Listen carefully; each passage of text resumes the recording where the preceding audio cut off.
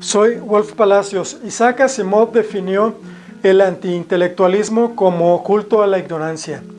Ha sido una constante en nuestra historia política y cultural, promovida por la falsa idea de que la democracia consiste en que mi ignorancia es tan válida como tu conocimiento. Asimov hace énfasis sobre los terribles efectos del rechazo al conocimiento. Considera que uno de los graves errores del concepto de la democracia es que dentro de este sistema hay personas que argumentan que la ignorancia vale tanto como el saber. Asimov habla de expresiones específicas que se ponían de moda para desacreditar a los intelectuales y estudiosos de su época. No confíes en los expertos. Considera que esta expresión tan general y poco precisa tiene el potencial de ser eternamente vigente, ya que no es invalidada ni por el paso del tiempo ni por el acceso a la información. Así se comenzó a clasificar a manera de burla a los intelectuales y personas informadas como elitistas en un ejercicio social y cultural en el que se segregaba a los mencionados, etiquetándolos de engreídos que se pensarían como superiores en toda situación y por lo tanto despojándoles de la confianza como personas de conocimiento en sus respectivas áreas. No los lleven a los hospitales, los están matando. Los termómetros infrarrojos matan las neuronas. Para Asimov, un elitista da nombre a todo aquel que admira la actitud, el conocimiento, la cultura y la capacidad y que desea que se extienda.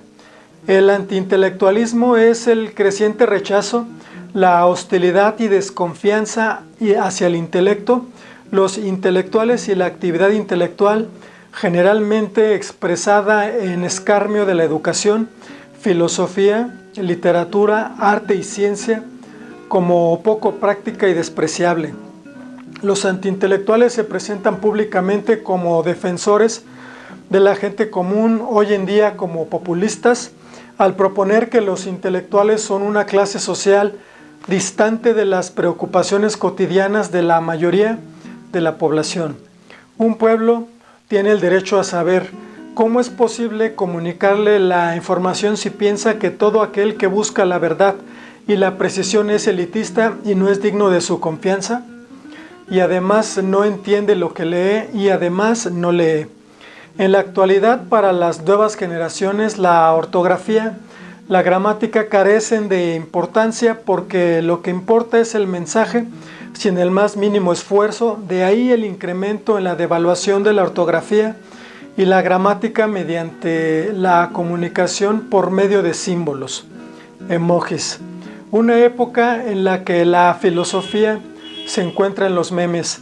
En nuestros días, dentro del área de lectura y comprensión, existen estudios que señalan que la mayoría de los estudiantes mexicanos de tercero y cuarto grado de educación básica son capaces de identificar información específica de un texto, pero pocos logran comprender el mensaje.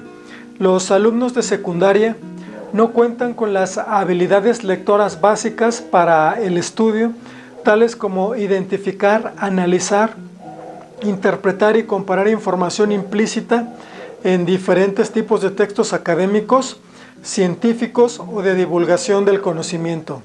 Tampoco pueden identificar las ideas central del autor ni tomar una posición crítica frente al planteamiento de los autores.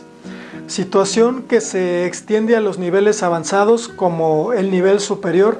Esto ha generado que los estudiantes solamente se comporten como escuchas y repetidores de información.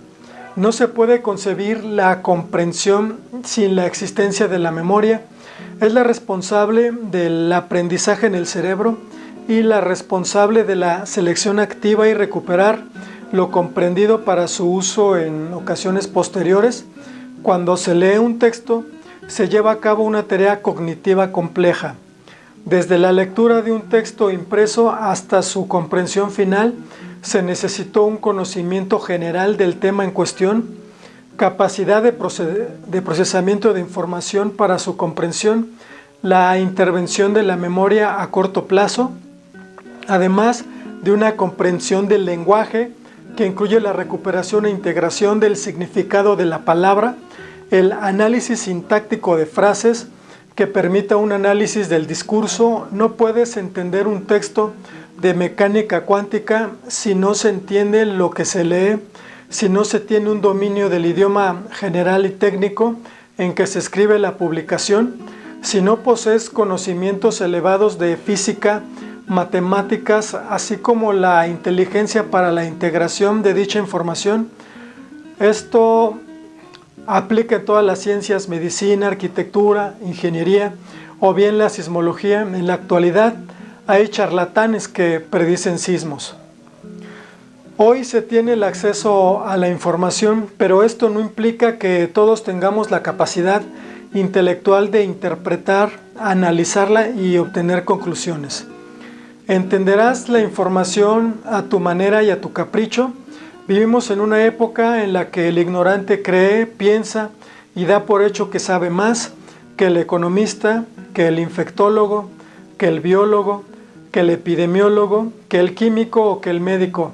Con la tecnología actual le damos voz al bruto y en la consigna de la construcción de una sociedad igualitaria nos vemos obligados a escuchar la opinión de alguien sin estudios académicos básicos y en ocasiones hasta incompletos, sobre algo que no tiene conocimiento y no entiende, pero se siente con el valor y la seguridad de difundir y defender sus mentiras y su ignorancia.